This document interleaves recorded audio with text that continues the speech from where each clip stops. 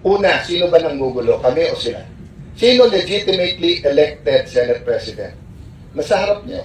So, dapat ako sundin. Pero hindi ko pressure yung mga empleyado. Hindi naman ako permanente sa posisyon na to eh.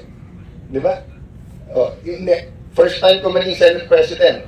Sila, nagkampihan na sila. Senator Drilon, Senator Coco, parehong naging SP, Senator Migs, sumama sana Senator Cheese, sino pa naging SP sa kanila? Soto.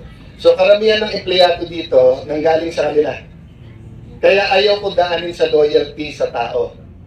Loyalty sa institusyon.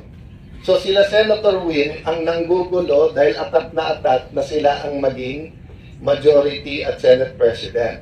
So kung ayaw nyo ng gulo, huwag kayong manggulo. Lahat ng request nila sa staff, grinant ko. Lahat ng pinapirmahan nila sa akin, pinirmahan ko. Nakiusap, ilan araw sa opisina, okay. Isang linggo pa, okay. Gusto niya sa 6-4, sabi ko, kausapin mo si Senator Ping.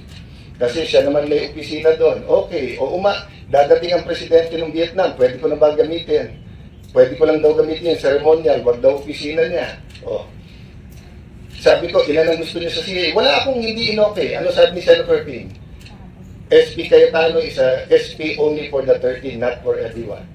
So, my point there is, decide for yourself. I'm not talking to the media, I'm talking to people. Decide for yourself sino nagsasabi ng totoo. So, I'm talking now to the Senate employees also.